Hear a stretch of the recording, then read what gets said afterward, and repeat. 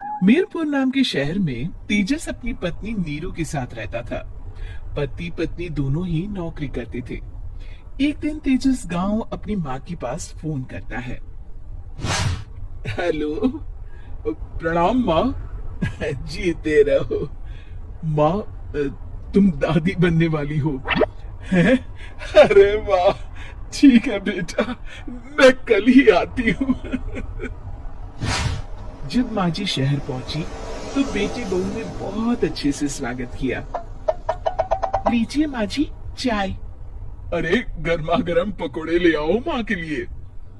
नीरू रसोई में गई और 2 मिनट में ही पकोड़े ले आई। जी ये लीजिए। बहू जादू से बनाए हैं क्या? अभी तो रसोई में गई थी। यम्मी। माँ जी, शीला रसोई में पकोड़े तल रही है, मैं बस लेकर आई। हे भगवान, मेरा धर्म भ्रष्ट कर दिया तूने। अब तो गंगा जल से शुद्धिकरण करना होगा। दूसरे दिन, माँ जी मैंने नाश्ता बना दिया है, ऑफिस जा रही हूँ। पर अभी तो घर का सारा काम पड़ा है। शीला आती ही होगी, झाड़ू पोछा बर्तन कपड़े वो सब कर लेगी। हमारे जमाने में घर का सारा काम हम ही करते थे।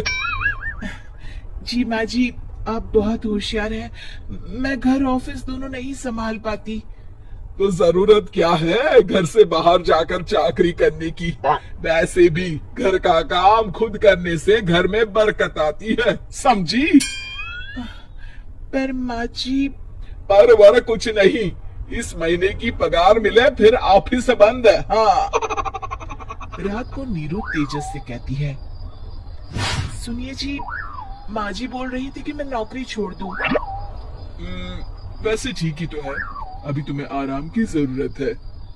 फिर भी आराम कहाँ, शीला को छुड़ाने के लिए बोल रही थी। तो अब 24 घंटे में इतना काम तो कर ही सकती हो। पर जॉब पसंद है मुझे, घर पर मन नहीं लगेगा। अगले दिन जब दोनों ऑफिस के लिए निकल रहे थे, मेरी तो कोई कीमत ही नहीं है इस घर में। माँ जी, आजकल महंगाई बहुत है, रहन सहन भी बदल गया है, दोनों नौकरी करते हैं तभी ठीक रहता है। अच्छा, तू कहना क्या चाहती है? मेरा बेटा तुझे बिठा के खिला नहीं सकता? तू ही इस घर का खर्च चला रही है, हैं? नहीं माँ जी, मेरा वो मतलब नहीं था। मतलब खूब समझती हूँ, ये बाल धूप में सफेद नहीं किए मैंने। हाँ। अब तो ये रोज का काम हो गया था। तेजस भी रोज की चिक से परेशान हो गया था। एक दिन उसने कहा, नीरू, वैसे भी तुम्हें मैटरनिटी लीव मिलने वाली है, तो अभी से ही छुट्टी ले लो। पर क्या, मेरी सैलरी अच्छी खासी है। आखिर नीरू ने रिजाइन कर दिया। जब बच्चा हुआ तो घर में सब बहुत खुश हुए। कुछ दिनों बाद तेजस फाइल देख रहा था। क्या हुआ तेजस, कुछ परेशान लग रहे हो? अब हाँ, वो हमारी जितनी सेविंग्स थी वो तो हॉस्पिटल में और छठी के फंक्शन में खत्म हो गई है नीरू। और अभी वैसे मंदी चल रही है तो मैं बोल रही थी कल मुन्ना को हेपेटाइटिस का टीका लगवाना है। नीरू, क्या पोस्टपोन नहीं कर सकते?